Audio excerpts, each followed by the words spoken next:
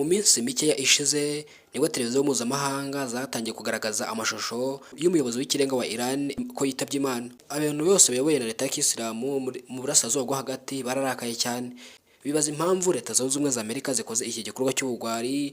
Leta Zunze Ubumwe za Amerika nk'igihugu nacyo cy'ubudahangarwa kandi cy'ubushongore n'ubukaka bahita bigamba iki gitero bari bagabye kigahitana umuyobozi w'ikirenga wa Iran ndetse n'abandi bose bo mu nzego nkuru z'igihugu barenga 10 rwose, bamwe na bamwe bitaba Imana, cyane cyane n'abantu ba hafi y'umuryango w'uyu muyobozi w'ikirenga. Iyi ntambara kuva yatangira mu gihe gito imaze kwangiza ibikorwa remezo bitagira ingano, aho abantu barenga ibihumbi n'ibihumbagiza bagiye mu buhungiro, cyane cyane amakaritsiye amwe n'amwe ari kuraswa mu bihugu bitandukanye, abaturage batuyemo bari kugenda bimuka urusorongo.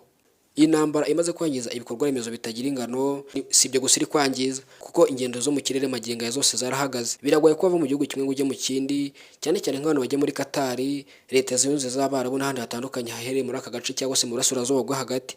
Iki kigobe cyose gisa nk'ikibaninze ikirere, biragoye ko wabona aho unyura cyangwa se ngo ubone aho uca kuko biragoye cyane. Gukora ikosa rito indege ni ukohereza indege yayo mu kirere, kuko ibyayibaho ibya bindi bavuze imbwa yahuriye nabyo ku mugezi. Indege ikigera mu kirere biragaragara ko iki kirere cyuzuyemo amaroketi ari guhigahiga ibintu bitandukanye, harimo n'ibindi bintu biturika byiganje mu kirere, cyane cyane birwanya ibindi bisasu bitandukanye kugira ngo bizane ubwirinzi nyine bibisamira mu kirere.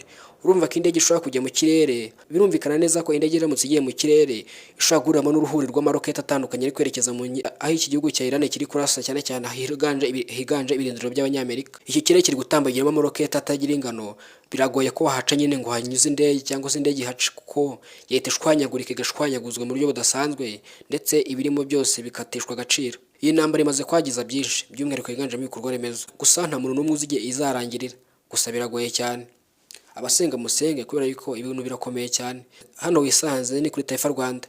Nimba uri mushyashya turagushishikaza gukanda subscribe kugira tujye tubana umunsi ku wundi. Turabashimiye cyane, Imana ibarinde kandi igomeze ibishimire.